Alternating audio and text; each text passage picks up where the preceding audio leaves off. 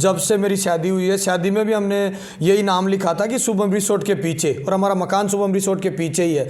महेश जी, आखिर अच्छा चल रहा था आपका शुभम रिसोर्ट, काफ़ी चर्चा भी है आपकी मार्केट में, लेकिन कब आपने ज़मीन को एग्रीमेंट भी दे दिया? शर्त ये थी कि साल में अगर किसी भी 2 महीने में अगर इन्होंने हमें किराया नहीं दिया तो हम इनका एग्रीमेंट टर्मिनेट कर सकते। तो मेरे ब्रदर ने कहा कि भाई साहब का रिज़ॉर्ट जयपुर में है, शुभम रिज़ॉर्ट। तो बोला शुभम तो उसने ले लिया ना, अजीजा ने। मैंने कहा हाँ अजीजा।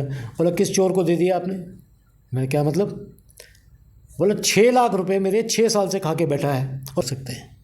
मैंने कहा मैं रजनीश गुप्ता के साथ किसी भी सूरत में काम नहीं करूँगा। जो आदमी फ्रॉड है।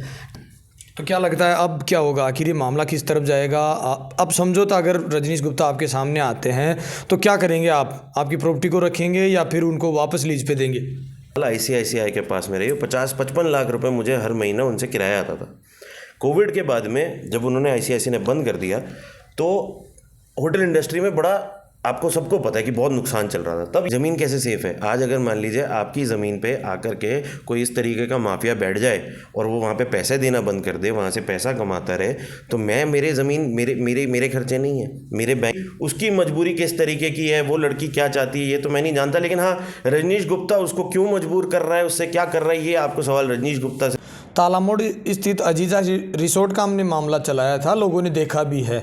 आज शुभम रिसोर्ट के मालिक महेश जी पारिक हमारे साथ हैं। काफ़ी लोगों में चर्चा हो रही है कि बाहर पुलिस भी बैठी रहती है, ये मामला क्या है, किस तरह का अतिक्रमण का मामला है या क्या मामला है, इसको लेकर स्पष्टीकरण आज हम महेश जी पारिक जी से लेते हैं। आखिर ये मामला कैसे बढ़ा, क्योंकि जब से मेरी शादी हुई है, शादी में भी हमने यही नाम लिखा था कि शुभम रिसोर्ट के पीछे, और हमारा मकान शुभम रिसोर्ट के पीछे ही है। तो मैं तो जन्म से महेश जी पारिक को जानता हूँ, इनकी ये ज़मीन है, लेकिन ये मामला कैसे हुआ, इन्होंने कब समझौता किया, कैसे इन्होंने लाइसेंस पे ज़मीन को दी?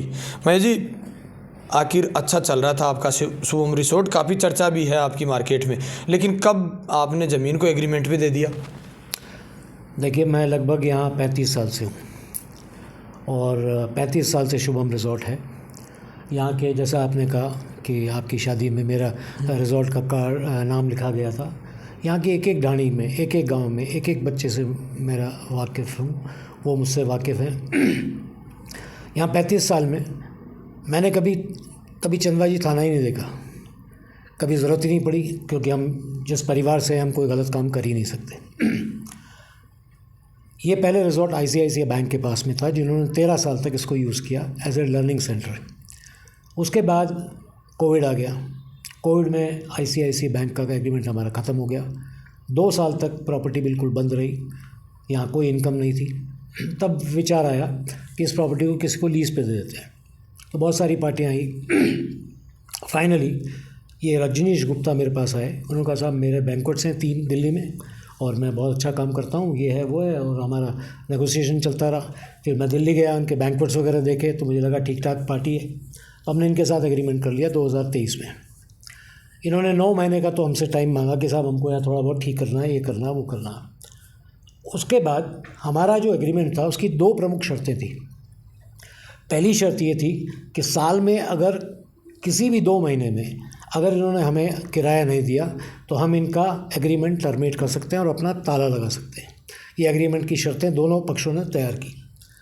उसके बाद जो दूसरी शर्त थी वो ये थी कि रजनीश गुप्ता को पूरे 12 साल के लिए, जो कि हमने 12 साल के लिए बिज़नेस कंडक्टिंग एग्रीमेंट के द्वारा दिया था, उनको डायरेक्टर रहना पड़ेगा। इन्होंने क्या किया, जैसे ही एग्रीमेंट साइन किया 15 दिन बाद बोर्ड ऑफ डायरेक्टर से हट गए और अपने 2 लड़कों को, जो कि इनके एम्प्लॉयज़ थे, उनको डायरेक्टर बना दिया। फर्स्ट मंथ से जब किराया शुरू हुआ तो हमें लगा कभी 1 लाख रुपए दे रहा है, कभी 2 लाख दे रहा है, 4 लाख दे रहा है। हमने कहा भाई हमें एक मुश्त अमाउंट चाहिए, हमें भी हमारी EMI देनी है, हमारे खर्चे हैं, स्टाफ की सैलरी है, भाई साहब तकलीफ़ है, ये है वो है। हमने मैनेज कर लिया। लेकिन जब 1 महीने का पूरा किराया नहीं दिया तो हमने इनको कॉल करना शुरू किया। इन्होंने फ़ोन नहीं उठाए। फिर दूसरे महीने का किराया नहीं दिया, कंटिन्यूस फ़ोन करते रहे, मैसेज करते रहे, कोई जवाब नहीं दिया। 2 महीने के बाद शर्तों के मुताबिक, एग्रीमेंट की शर्तों के मुताबिक हमने इनको टर्मिनेशन नोटिस दे दिया, जिसमें कि 1 महीने का टाइम होता है। जब 3 महीने हो गए तब भी इनका कोई कॉल नहीं आया, तो हमने यहाँ प्रॉपर्टी पे आके एक बोर्ड चस्पा किया कि भाई अब हमारा एग्रीमेंट जो है अजीजा के साथ टर्मिनेट हो चुका है और शर्तों के अनुसार हम हमारा ताला लगा सकते हैं। उसके बाद हमने हमारा ताला लगा दिया। उसके पश्चात रंजीश गुप्ता हमसे कंटिन्यूस बातें करता रहा कि भाई साहब ये तकलीफ़ है, वो तकलीफ़ है। हम भी उससे मीटिंग करते रहे। इसी प्रॉपर्टी पे कम से कम 5 बार मेरे पास आ चुका। हमने बैठ के उसके साथ मीटिंग की। वो हमेशा झूठ बोलता रहा। लेकिन जो दुख की बात है वो ये है कि जब 22/5 को हमने ताला लगाया था यहाँ पे, तो इनका पूरा स्टाफ मेरे पास आ गया और पूरे स्टाफ ने मुझे जो बात बताई वो तो बहुत चौंकाने वाली थी कि 3 महीने से लेके 5 महीने तक की तनख्वाह लोगों की नहीं दी। वो बेचारी औरतें रो रही थी कि साहब बच्चों की फ़ीस नहीं जा रही, दूध के पैसे नहीं दे रहे। मैंने इनके जो स्टाफ थे उनको कहा कि भाई इनकी तनख्वाह दो, ये बेचारे मेहनत मजदूरी करने वाले लोग हैं। कोई 1 महीना रुक सकता है, 2 महीना रुक सकता है, 5 महीने की तनख्वाह पे तो कोई आदमी काम करेगा नहीं। वो बहाने बनाते रहे, खुद यहाँ अय्याशी करते रहे, लेकिन इनको पैसा नहीं दिया किसी को। उसके बाद जो दूसरा पहलू सामने आया वो ये आया कि जितने भी सप्लायर थे यहाँ पे, जिन्होंने इस रिज़ॉर्ट में छोटा मोटा काम किया, कोई कारपेंटर है, कोई लिफ्ट वाला है, कोई टाइल वाला है, उन सब का करीब 2.5 से 3 करोड़ रुपए उनको दे रहा है। मेरी बेटी की शादी थी दिल्ली में, तो मौर्य होटल में हम हमारा व्यवस्था कर रहे थे। तो वहाँ एक इवेंट मैनेजर था। तो मेरे ब्रदर ने कहा कि भाई साहब का रिज़ॉर्ट जयपुर में है, शुभम रिज़ॉर्ट। तो बोला शुभम तो उसने ले लिया ना, अजीजा ने। मैंने कहा हाँ अजीजा। बोला किस चोर को दे दिया आपने? मैं क्या मतलब? बोला 6 लाख रुपए मेरे 6 साल से खा के बैठा है और मेरे पैसे नहीं दे रहा। तब हमारा माथा ठनका कि यार मामला कुछ गड़बड़ है इसका। जब हमने सारा पता किया तो हमारे होश उड़ गए। ईडी में इनका नाम है। एक बहुत बड़ा स्कैम हुआ था अगस्ता वेस्टलैंड, वो पूरे हिंदुस्तान को उसके बारे में पता है। उसमें सस्पेक्ट रजनीश गुप्ता है कि उसमें 50 करोड़ का लेन देन हुआ। उसके बाद सिडबी बैंक से इन्होंने 21 करोड़ का लोन उठाया। लोन इस तरह से उठाया कि साहब हमें बैंक्वेट बनाने हैं। बैंक मैनेजर से सांठगांठ करके इनके बने हुए जो बैंक्वेट से उनको दिखा दिया और आज वो सीबीआई की इंक्वायरी चल रही है। 70 पेज की एफआईआर इनके खिलाफ है। फिर बाद में पता लगा कि और भी दिल्ली में इनके जो बैंक्वेट जिन्होंने हमको दिखाए थे वो सारे डिस्प्यूटेड थे। सब में ऐसा ही काम किया जैसे हमें किराया नहीं दिया, उनको भी नहीं दिया, पार्टनर्स को लटका दिया। फिर कोर्ट में गए। 4 साल बाद वो कोर्ट से जीत के आ गया मालिक। उसके बाद का किस्सा आप लोगों को पता है, क्या हुआ क्या नहीं हुआ। अजीजा का पसेड़ा में आग लगा दी गई। पारिक जी, आपकी ज़मीन थी, आपने एग्रीमेंट पे दिया था, समझौता रजनीश गुप्ता के बीच में और आपके बीच में हुआ था। लेकिन मैं कर्मचारियों के बीच में रहूँगा क्योंकि लोकल हूँ, मैं गांव वालों को साथ दूंगा। इनकी सैलरी कौन देगा आखिर? फिर आप आपकी ज़मीन को सेफ रख लेंगे और एग्रीमेंट किया था उसको आपने भगा भी दिया, लेकिन वो आदमी कहाँ जाएंगे? देखिए, मैंने नहीं भगाया। पहली बात, इन्होंने कोर्ट में एक एप्लीकेशन दाखिल की थी कि साहब इन्होंने इस तरह से झूठी फर्जी एप्लीकेशन लगाई थी कि इस तरह से इन्होंने कब्जा कर लिया, हमारे स्टाफ को मारा है, पीटा है। जबकि उस टाइम पे हमने कोई ताला नहीं लगाया था, कुछ भी नहीं किया था। आपको शायद याद होगा कि जून महीने में 3 शादियाँ हुई थी। हज़ारों लोग आ रहे थे, जा रहे थे, कोई कब्जा नहीं था, कोई ताला नहीं था, किसी स्टाफ को हमने कुछ कहा नहीं। आज इनका जो स्टाफ है उनको मैं बच्चा बच्चा करके बात करता हूँ। ये जो लड़की है, क्या नाम है इसका? मोहिनी चौधरी। मुझे तो समझ नहीं आता ये बेचारी इतनी कैसे दबाव में आई हुई है। हाँ, मैं जी उस दिन लास्ट दिन मोहिनी चौधरी कई आरोप आपके ऊपर लगाए थे कि बदतमीजी की, गुंडागर्दी की, मेरे को मारपीट के बाहर निकाल दिया। उस दिन मैं आपसे भी सवाल जवाब कर रहा था कि ऐसे कोई बाहर से अतिथि आता है उसका आप इस तरीके से स्वागत करेंगे क्या? मारपीट करके बाहर भेजेंगे क्या? और कई प्रकार के आपके ऊपर आरोप भी लगाई थी। क्या है मोहिनी चौधरी, कौन है, कैसे यहाँ रहती थी वो? देखिए, वो लगभग साल भर से यहाँ पे है। मैं जब भी आता था, मैं यहाँ घूमता था, उससे बात करता, बेटा कोई तकलीफ़ तो नहीं? कुछ नहीं। नहीं सर, कुछ भी नहीं है, ये परेशानी नहीं है, कुछ भी नहीं। ये जो आरोप लोग लगा रही है, मुझे दुख भी है, वेदना भी है, क्योंकि यही मोहिनी चौधरी मेरे पास घंटों बैठ के बोला करती थी कि रजनीश गुप्ता नीच आदमी है, चोर आदमी है। मैं आपको कुछ ऑडियो दिखाऊंगा उसके, जो कि वो बता रही है कि सर हम तो खुद दुखी हैं रजनीश गुप्ता से, हमारी सैलरी नहीं दे रहा, हमें परेशान कर रहा है। मैं तो आश्चर्य है कि वो अचानक कैसे पलट गई। जो रजनीश गुप्ता को गालियाँ दे रही है, जो उसको नीच बोल रही है, वही लड़की कह रही है मार पीटे क्या। यहाँ इतने कैमरे लगे हैं, यहाँ कम से कम 100 कैमरे लगे हैं। जिस दिन वो लोग यहाँ से गए उस दिन उन्होंने सारे लोग यहाँ थे, किसी ने नहीं कहा कि कोई मारपीट हुई, कोई धक्का मुक्की भी नहीं हुई। आराम से वो लोग बहुत प्यार से गए, हमने उनसे रिक्वेस्ट की, उन्होंने मान लिया, कोर्ट का आदेश देखा और चले गए। ये तो सारे आफ्टर थॉट्स हैं और ये सारा रंजीत गुप्ता उसको समझा रहा है। वो बेचारी क्यों कर रही है, मुझे तो बहुत अच्छी लड़की लगती है, वो किस तरह से इस तरह की बातें मेरे विषय में बोल सकती है, मेरे सोच और समझ से परे है। दूसरा सवाल कि इन जो स्टाफ है इनको तनख्वाह कौन देगा। जब वो शादियाँ हो रही थी तब मैंने रजनीश गुप्ता से कहा कि ये जो तुम्हारे हाउस कीपिंग के स्टाफ हैं बाहर खड़े हैं, ये गालियाँ दे रहे हैं, शायद किसी की शादी में डिस्टर्ब, आप इनको पेमेंट क्यों देते हो। बोले भाई साहब थोड़े दिन में कर दूंगा, ये है वो, जैसा उसकी आदत है 5 मिनट से। आप ताज्जुब करोगे कि मैंने उन हाउस कीपिंग स्टाफ को 1,77,000 रुपये दिया। वो शायद आप लोगों को पता भी होगा, आपने उनसे पूछा भी था हाउस, मैंने दिया। मैं क्यों दूंगा इनकी तनख्वाह, मैं इंसानियत के नाम पे दूंगा, क्योंकि बेचारे रो रहे थे यहाँ बैठ के। तो रजनीश गुप्ता जो है बेसिकली एक फ्रॉड आदमी है। इसने बहुत जगह फ्रॉड कर रखे हैं। दिल्ली में इनके जो पार्टनर्स थे उनके रोज़ मेरे पास फ़ोन आते हैं, कहते हैं साहब हमारे इतना करोड़ रुपया रुका है, इतना करोड़ रुपया रुका है। और मेरे तो ये भी सुनने में आ रहा है कि वो यहाँ से लंदन मांगने की कोशिश में है। तो मैं कहीं अभी एक वीडियो देख रहा था, उसमें कोई महेश शर्मा होटलियर है, वो आपके ऊपर भी कह रहे थे कि महेश जी स्पष्टीकरण आदमी है, वो समझौता करना चाहिए तो रजनीश गुप्ता के साथ बैठकर समझौता कर सकते हैं। लेकिन आखिर फिर ये समझौता क्यों नहीं करते। आपकी ज़मीन आपके पक्ष में आ गई तो आप बैठ के समझौता कर लीजिए इसको। आज की डेट में मुझे रजनीश गुप्ता से 1,70,00,000 रुपये लेना है। इसने 6 महीने का किराया नहीं दिया और अगर सितंबर का जोड़ूँ तो और 21 लाख रुपये बढ़ जाएगा। हमने बहुत रिक्वेस्ट की इससे, ये मुझे आके बोलता रहा कि साहब मैं करूँगा, लेकिन किया नहीं। महेश शर्मा एक दिन अचानक मेरे से मिले, मैं उनको जानता नहीं था, हमारी बातचीत हुई। उन्होंने कहा साहब मैं रजनीश गुप्ता का दोस्त हूँ। मैंने कहा साहब ठीक है, बताइए क्या चाहते हैं। उन्होंने एक प्रपोज़ल मुझे दिया कि साहब ऐसा ऐसा हम काम कर सकते हैं। मैंने कहा मैं रजनीश गुप्ता के साथ किसी भी सूरत में काम नहीं करूंगा। जो आदमी फ्रॉड है, जिसके खिलाफ इतनी FIR है, मैं अपना नाम उस व्यक्ति के साथ नहीं जोड़ना चाहता, किसी सूरत में नहीं जोड़ना चाहता। इनको क्या चाहिए था कि अगर इनको प्रॉब्लम थी तो इनको आर्बिट्रेशन के पास जाना चाहिए था। इनको आर्बिट्रेशन के पास जाना था और ये गए कोर्ट में सिर्फ ये मुद्दा लेके गए कि साहब हमारा एग्रीमेंट ख़त्म हो गया है, और हमारा एग्रीमेंट ख़त्म होने के बाद इन्होंने ताला लगा दिया। तो कोर्ट ने सिर्फ इतना ऐसा कहा कि जब एग्रीमेंट ख़त्म हो गया, एग्रीमेंट की शर्त के अनुसार इन्होंने ताला लगा दिया, तो इनकी एप्लीकेशन खारिज हो गई। खारिज होने का मतलब क्या हुआ कि आपको इस प्रॉपर्टी पे रहने का कोई अधिकार नहीं है। आज इस पूरी प्रॉपर्टी पे इतना सत्यानाश हो रहा है, सारे कमरे बंद पड़े हैं, सीलन आ रही है।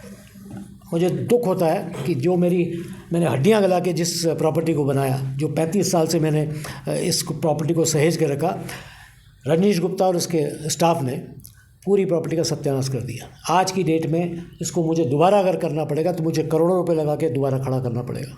मैं कितना नुकसान में हूँ उनको चिंता नहीं है, उनको सिर्फ अपनी चिंता है। और आपको एक चीज़ और बता देता हूँ, ये दुनिया में कह रहे हैं कि साहब 20 करोड़ रुपए लगा दिया, 25 करोड़ लगा दिया। 25 करोड़ तो नया रिजॉर्ट में खड़ा कर दूंगा। नहीं, उस दिन वो लड़की कह रही थी ना, महेश पारिक तो 100 जन्म ले लेता तो भी ऐसी बिल्डिंग नहीं बना सकता था, कि हमने खून पसीना बहा है और ऐसी आलीशान बिल्डिंग बना के दे दिया उनको। वो एक एम्प्लॉई है, उसका न तो इस प्रॉपर्टी पर कोई अधिकार है, और महेश पारिक उसकी मजबूरी उसको कहलाया जा रहा है, दिल्ली से कहलाया जा रहा है, और उसको बहुत सारी चीज़ें पहले भी कही गई। महेश पारिक क्या है क्या नहीं आप लोगों को पता है, ठीक है। और ऐसी जो प्रॉपर्टी जो जिस तरह की अभी बनी हुई है, आपने अगर बैंक्वेट हॉल देखे होंगे तो उसमें पानी चू रहा है, फटे पड़े हैं। इन्होंने क्या किया, इन्होंने अपने जो पुराने उनके बैंक्वेट से उसमें माल उठाया। ये आप देख रहे हैं दरवाजे लगे हैं, खंबे लगे हैं, ये सारे इनके पुराने बैंक्वेट से आ गए, यहाँ पोता उन्होंने लगा दिया। इन्होंने खुद का एक भी पैसा नहीं लगाया। दिल्ली में इनको करीब 3-4 करोड़ रुपया सप्लायर्स का देना है, जयपुर में इनको 3-4 करोड़ का सप्लायर्स का देना है। साफ पता लग रहा है कि इस आदमी की नीयत ख़राब थी। इस आदमी ने जिस तरह से बोर्ड ऑफ डायरेक्टर से हट गया, ये चाहता था कि कल को कोई भी डिस्प्यूट हो, ये 2 एम्प्लॉय के नाम पे कंपनी में कोर्ट केस करेंगे तो उनको मिलेगा क्या। जैसा कि इसका स्वभाव है, ये आपराधिक प्रवृत्ति का आदमी है, और इसके खिलाफ मैंने खुद ने FIR दर्ज की है चंदबाजी थाने में। तो क्या लगता है अब क्या होगा, आखिर ये मामला किस तरफ जाएगा। अब समझौता अगर रजनीश गुप्ता आपके सामने आते हैं तो क्या करेंगे आप, आपकी प्रॉपर्टी को रखेंगे या फिर उनको वापस लीज पे देंगे। मेरी महेश शर्मा के थ्रू और कई लोगों के थ्रू बातचीत हुई रजिश से। मैंने 2 शर्तें रखी हैं मिलने के लिए कि पहली शर्त कि पूरे एम्प्लॉइज़ को तनख्वाह देगा वो, दूसरी शर्त जितने भी सप्लायर्स हैं उनको पैसा देगा। जब वो पैसा दे देगा मेरे सामने बैठे, टेबल पे बैठे, हम नेगोशिएट करेंगे हमें क्या करना है क्या नहीं करना, वो आगे तय करेंगे। और वो नहीं आता है तो फिर इन सप्लायर्स जी कदम तो आपको उठाना पड़ेगा इन सप्लायर्स को, क्योंकि लोकल है, आपके जानकार है, इनको सैलरी तो आपको दिलानी पड़ेगी। क्या करेगा महेश पारीक इनके लिए? मैंने आपको क्या कहा, मेरी पहली शर्त उससे मिलने की है कि पहले सबसे पहले एम्प्लॉइज़ को पैसा देगा, दूसरी शर्त है कि सारे सप्लायर्स का पाई चुकाएगा, उसके बाद मेरे साथ बैठेगा और बात करेगा। और आपको बता देता हूँ लेबर कोर्ट के माध्यम से इनको सबको पैसा मिल जाएगा। जितने सप्लायर्स हैं उनको सिविल का मुकदमा होगा, पैसे उनको मिल जाएंगे। आज अगर वो ईमानदार व्यक्ति है तो आए, सबको पैसा दे, हमसे बैठ के बात करें, जो हमें आगे करना हम तय करेंगे, उसके साथ काम करना है या नहीं करना ये आगे की विषय है। उनकी शर्तें और एग्रीमेंट की हमने कोई गैर कानूनी काम न तो जीवन में आज तक किया है ना आगे करेंगे। मैं दावे के साथ कह सकता हूँ कि जो भी उल्टे सीधे वीडियोस चला रहे हैं ये क्यों वो कर रही है क्यों नहीं कर रही, मैं नहीं जाना चाहता उसमें। मेरे हिसाब से तो बहुत अच्छी लड़की है, उसने हमसे बहुत अच्छा बिहेव किया, कभी भी उसने मुझसे सर के अलावा बात नहीं की, मैंने बेटे के अलावा उससे बात नहीं की। तो ये रजनीश गुप्ता को एविडेंस में आपको दिखा। इनके पुत्र हमारे साथ हैं। अच्छा, आपको भी पता होगा मामला विवादित कैसे बना, ये आखिर समझौता हो गया था, जमीन आपने एग्रीमेंट में दे दिया था। मैं आपको इसका पूरा बैकग्राउंड से दे देता हूँ। ये प्रॉपर्टी 14 साल लंबा हो जाएगा, जल्दी बता दीजिए। 14 साल ICICI के पास में रही। 50-55 लाख रुपए मुझे हर महीना उनसे किराया आता था। कोविड के बाद में जब उन्होंने ICICI ने बंद कर दिया तो होटल इंडस्ट्री में बड़ा, आपको सबको पता है कि बहुत नुकसान चल रहा था। तब ये महाशय हमारे पास में आए और मैंने इनको बहुत कम में, 55 लाख से आधे से भी कम में मैंने इनको दिया। 9 महीने इन्होंने बोला कि मैं आपको नहीं दूंगा पैसे क्योंकि मुझे इसको ठीक करने पड़ेंगे। वो 9 महीने का मेरा नुकसान, मेरा 55 लाख से 21 लाख पे आने का नुकसान, और उसके बाद में मेरे को टुकड़े टुकड़े करके पैसे देना, और ये यहाँ पर आकर के इस तरीके की बदतमीजियाँ करना, इनके स्टाफ को वहाँ से परेशान करना। और जिस तरीके से बाहर आज हमने तो जो भी किया सब एग्रीमेंट के तहत किया।